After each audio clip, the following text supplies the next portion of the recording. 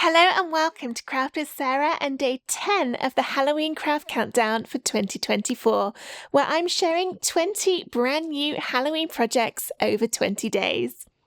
Well, you knew they were going to make an appearance at some point, and today is the day to mark halfway through the countdown. It is Gnome Day!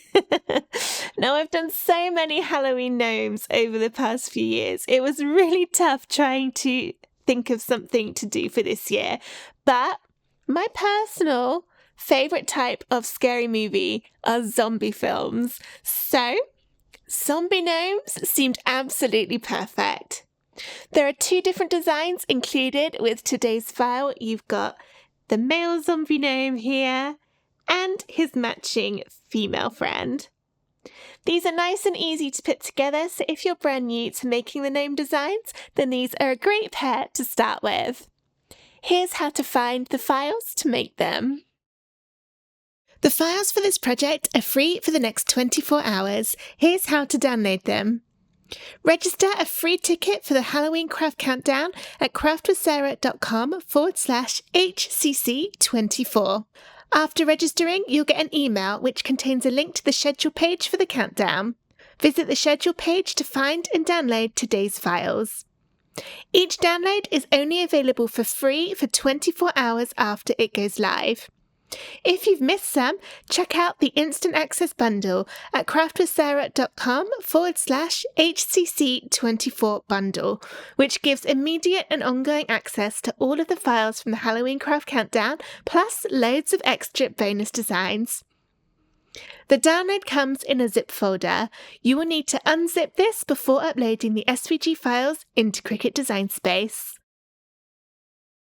Here's what the gnome files look like when they're uploaded into Cricut Design Space. They each come as a separate SVG file, so you'll need to upload them one at a time to get both the male and the female versions onto your project.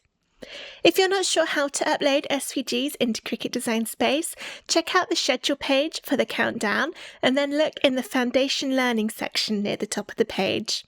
That includes the link to a separate tutorial and video on how to upload SVG files into Cricut Design Space. These designs do load in ready to cut, but you may wish to resize them, especially if you're making them to fit in a specific shadow box or frame, or to go on a greetings card. If you are looking to frame your gnomes, again, in that Foundation Learning section on the schedule page is another tutorial link on how to make sure you get the perfect fit in your shadow boxes every time. To resize the gnomes, click on them in Design Space. Make sure the padlock icon above the width and the height box is closed. If yours is open, then click on it to close it.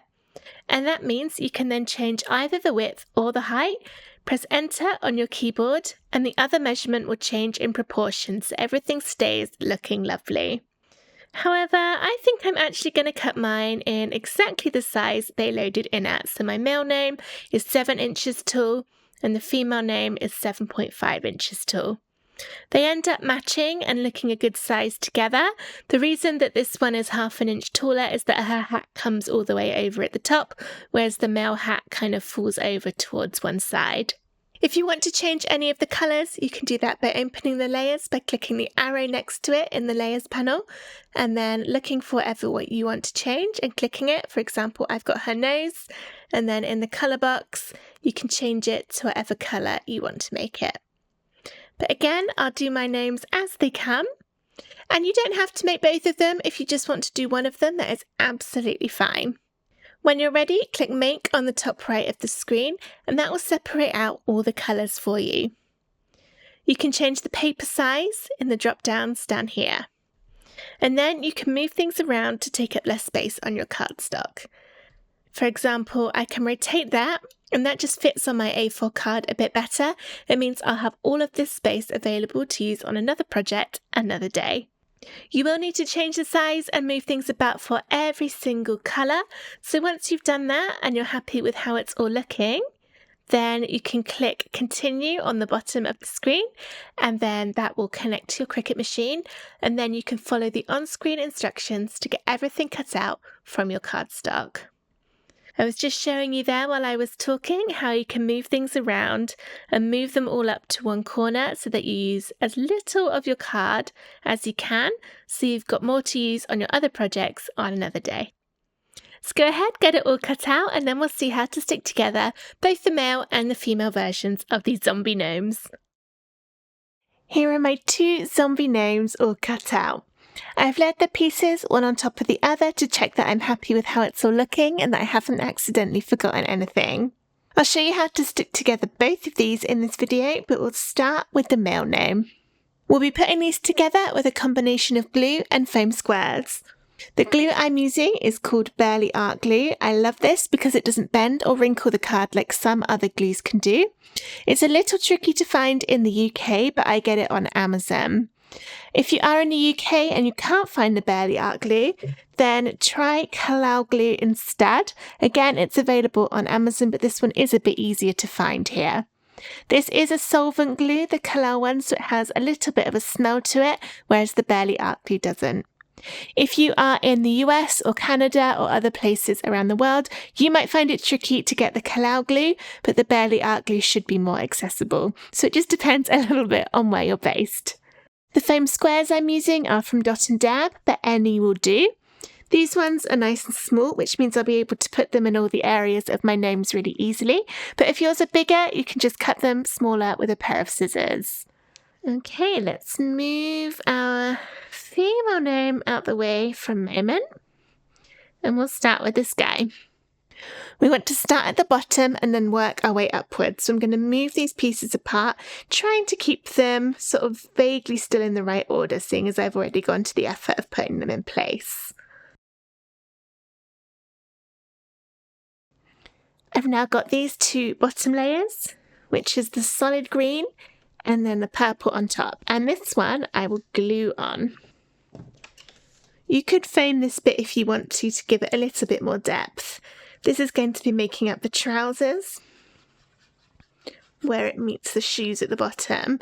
The reason I'm not foaming it is because this one has more layers in it than the female one because of the beard and the moustache, and I want them to end up roughly the same. So if this one was foamed on instead, it would end up a bit taller than the female one. Glue that one on there. So you see it's just showing his little feet at the bottom. Next we've got the solid layer which makes up his beard. This one will be a foam square layer. I'll add my squares around the edge. And then I'll also put some in the middle too, because if there was none in the middle, there's nothing to hold this and support it. So you might find that your card kind of domes downwards like that, whereas we want it to stay nice and straight to give the best 3D effect possible. So as well as going all the way around the edge like this, I'll also put a good amount in the middle too. Now I've added all of those, I can peel the tops off to reveal the stickiness underneath.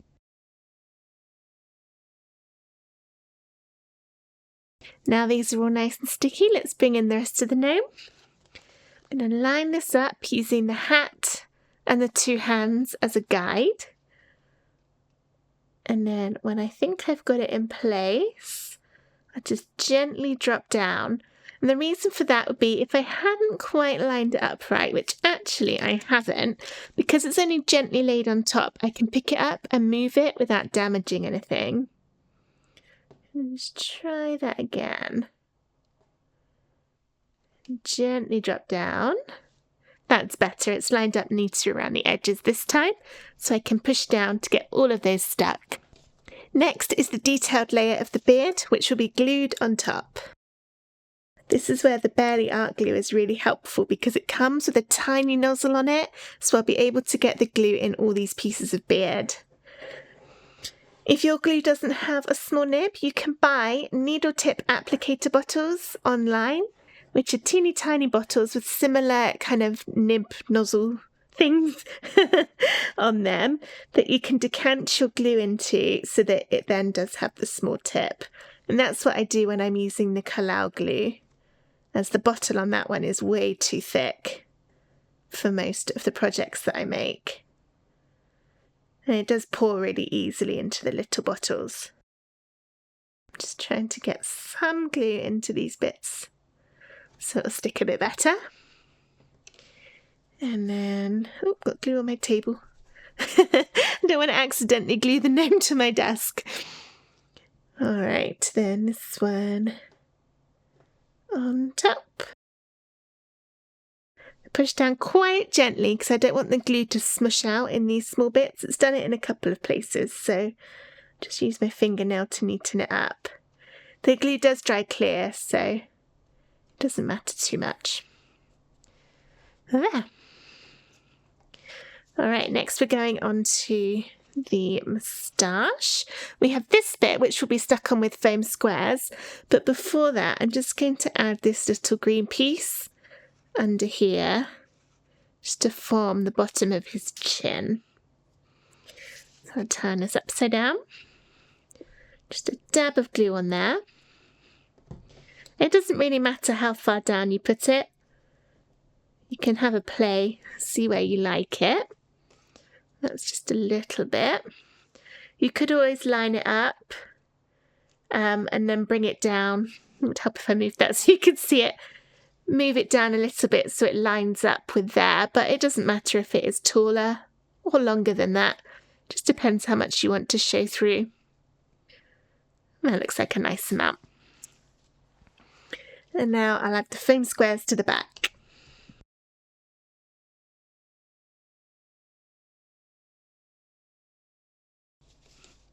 Now this could go along the top, and just like before, I'll sort of line it up to where I think it's right, and then drop down and push to stick.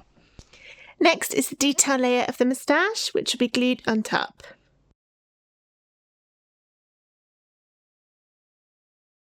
Next we're moving on to the hat, and this is made up of 3 pieces of brown card, starting with this one, which will be glued on top.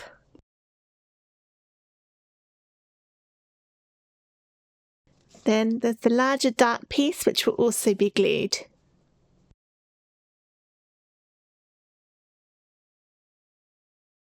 Then the rim of the hat will go on with some foam squares.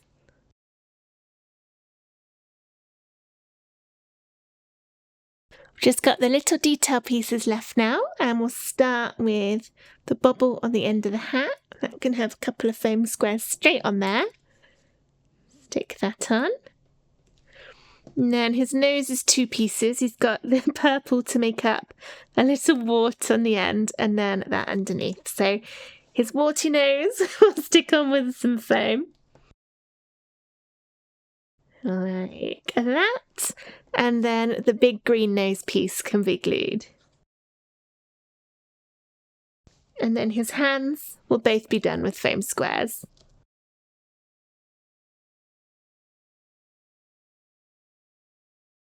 And that's Mr. Zombie Gnome all finished. So next we can move on to making the female version. Here's the female gnome, and just like before, I've got everything lined up so I can check I'm happy, but we need to start at the bottom. So I'll move some of these pieces apart. This time for the trousers, we'll use our foam squares for this one, as there's a few less pieces to this gnome. So we want her to have the same amount of depth as the male one.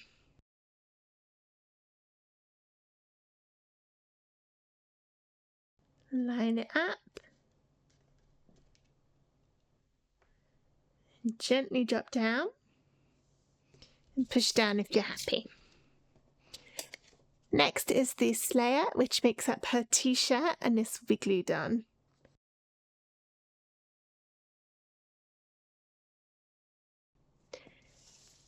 And then we'll move on to her hair, starting with the solid piece, which is a foam square layer.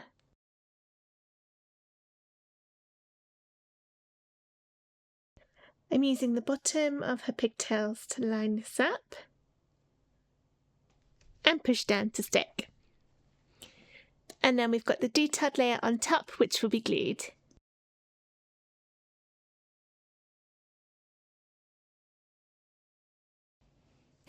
Moving on to her hat now. And just like before, it's got the same 3 pieces. First 2 will be glued, and then the brim on the front of the hat will be stuck on with foam.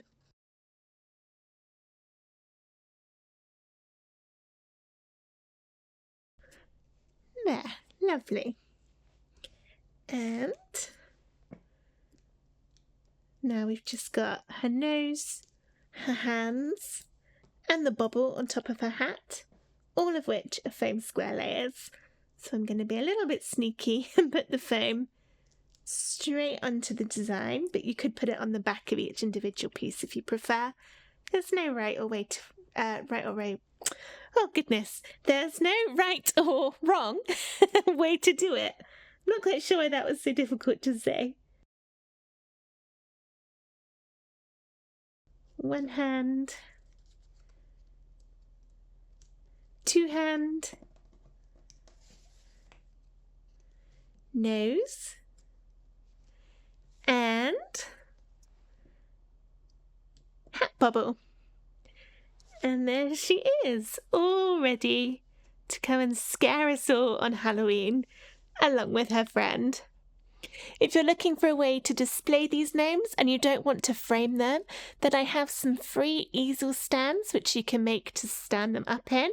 And I also have a separate tutorial on how you can make hidden hooks and stands to go on the back of the layered designs so that you can get them to stand up and you can't see any of that stand. And you can also add a hook, which means you could hook it straight onto a nail in the wall. To find those, visit the schedule page for the Halloween Craft Countdown and then look in the Foundation Learning box at the top of that page. There are also other tutorials in there too, for example, how to cut the layered designs really small. So you could make these as small as about 3 inches tall and they will still cut really nicely on a Cricut machine, and that makes them awesome sizes to go on greetings cards, smaller cards, or also perhaps to be turned into badges or fridge magnets or something like that. But for now, here are these gnomes. They're really cute. I'm really happy with how they turned out. If you enjoyed watching this video, please give it a thumbs up and subscribe to my YouTube channel for loads more Halloween Cricut crafts. I hope to see you again tomorrow for day 11 of the Halloween Craft Countdown. Thank you so much for watching. Bye!